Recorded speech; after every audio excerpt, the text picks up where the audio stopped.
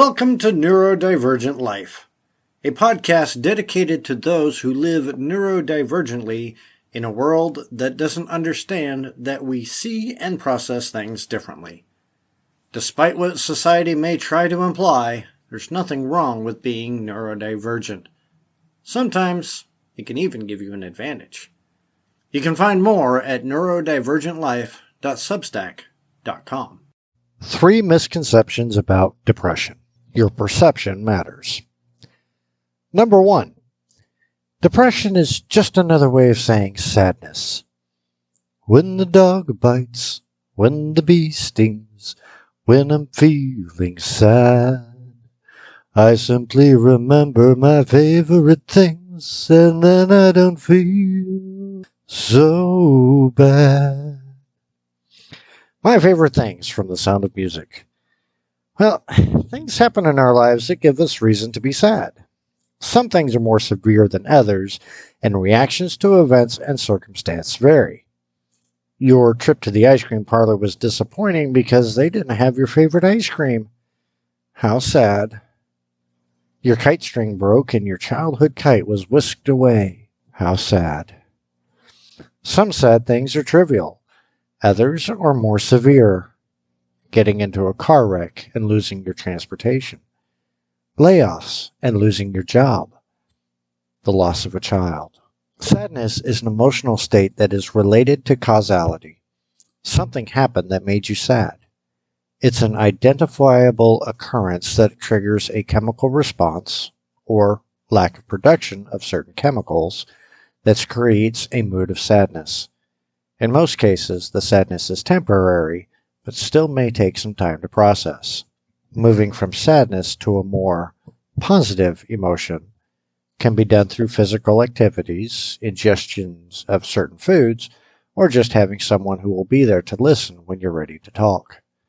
Sadness can come from watching a sad scene on the screen, listening to downtrodden stories, or watching the rain and having a low-time memory attached to it. Sadness isn't depression, but it can contribute to a depressive state. When you do get sad, don't allow yourself to dwell on it. Being sad is fine. Sometimes it's necessary. The good thing about sadness is that you still have control over what you say, think, and do. Give yourself time to be sad, but sadness is a state to visit, not to live in. Number 2. Depression is for attention. Depression creates a dichotomous situation. On the one hand, a person with depression wants to be left alone. They isolate themselves for several reasons. One of the things that is affected by depression is the ability to concentrate. Not being able to pay attention to what's going on around them makes them feel left out. It's not necessarily that others don't want them around, it's that they can't focus on anything long enough to participate. That feeling of not measuring up or fitting in prompts them to find quiet places to sit or lay down. While they want to participate, they don't have the focus or the energy to do so. That's the dichotomy. They want to be involved with what's happening, but they aren't able to. They feel emotionally separated, and their bodies follow their emotions. Part of them wants to be involved, and another part points out how badly they'll mess things up if they do get involved. They don't want to take away the attention from someone else, but at the same time, they don't want to go unnoticed. When they feel like they're being ignored, the depressive state creates false narratives that encourage isolation. Though they may say, "Leave me alone," what they could be saying is, "Leave me alone for now. Check back in a little while." Some people hear the "leave me alone" part and take it as a signal to not bother that person. Sometimes you have to stick in there and let them know that you're not going anywhere and you're not going to ignore them. In many cases, all they really want is for someone to stick around and be there when they're ready to talk. Just knowing someone is waiting for them to open up is all it takes for them to do so. It's not about getting excess attention, though there are some people who fake depression for attention. That's another matter. The depressed person doesn't want a crowd, especially if they're introverted. What they need is 1 or 2 people to pull them out of the quicksand of emotional decay. not by forcing them to suddenly be party animals, but by taking them outside and going to get a coffee or a soda. Most people in a depressed state aren't ready to eat, but taking them to a place that changes their environment helps to bring them out of their dark mindset. It doesn't get rid of the depression. Chronic depression is something that would need to be cared for by professionals, but a temporary depression state can be alleviated through helpful actions by someone who truly cares. To someone with depression, the world is a lonely and judgmental place. The person who can interact with them without judgment or conditions is the someone they need. Number 3. Depression is externally triggered. Remember that comparison between depression and sadness? One of the main differences between sadness and depression is the trigger. With sadness, something external happens that causes a person to be sad. With depression, the trigger is an internal chemical reaction. Most people think that depression starts when a person hears a sad song or sees a happy couple when their own love life is in shambles. Just as an example, if a person is having a difficult time financially, then hearing about another person's success may trigger depression. If only it were that simple. Depression happens without notice. It doesn't give you warning. Sadness will let you know to turn off that sad song or look at a couple in the midst of an argument. Depression hits while rocking out to your favorite classic music or watching your favorite movie. It can happen while walking down the street and waiting for the crosswalk sign to change.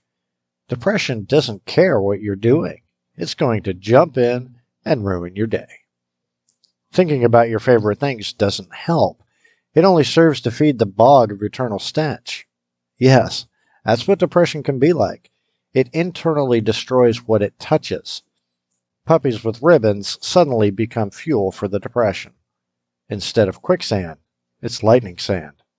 The will to fight gets snuffed out. Everything on the outside seems to be going wonderfully. People will often say things like, "You have nothing to be depressed about." That may be true for sadness, but depression doesn't care about the circumstances. You can be on a carousel ride eating cotton candy. You, not the carousel. And bam! The mind is filled with dark clouds that blot out the sunshine thoughts you were just having. Then you hear something like, "If you loved me, you wouldn't be depressed." As if depression cares about love. You can make your own judgments about those kinds of statements.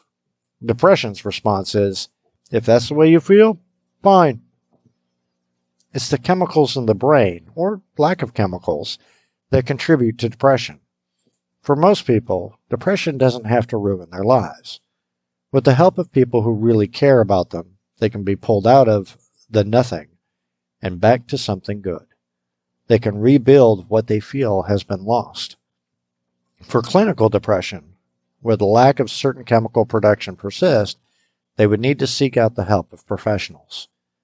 The combination of antidepressants and counseling can help them fight off the shadowy figure that threatens their happiness. In either case, outside help is a necessity. No one pulls himself out of depression. Even the ones that claim they did had help from somebody. What you can do. You may know someone who is drowning in depression. While you watch your friend or loved one, you might feel helpless. You've tried talking to them but can't seem to get through. What you have to understand is that while you feel helpless, they feel hopeless. You've been looking for a quick fix, a one-liner to bring them out of it when it attacks. There isn't one. It takes time and patience. It takes understanding. It takes showing them that you aren't going anywhere. It also takes action. Get them out of bed, dress them if you have to, and get them out of the house. Bring them somewhere that will allow them to communicate with you, and wait. Get them their favorite shake, taco, or soda. Sit with them and listen, even if they're not talking yet. You might spend a whole day, go home, and not see any difference. What you don't see are those rays of light penetrating their darkness. A tiny candle lighting another candle, and then another. A day or two later, you may see a slight change. repeat the process, even if it's only for a few hours. Bring them to the dining room or kitchen. Make some eggs or toast or their favorite vegan shake. Be there to listen even if they're not ready to talk. Another candle gets lit. A little more light shines through. Thanks for listening. If you like what I'm doing, check out my link tree at linktr.ee/mdwoodruff. You'll find more of my eclectic work where you can subscribe, support, and connect. That's linktr.ee/mdwoodruff. Thanks again.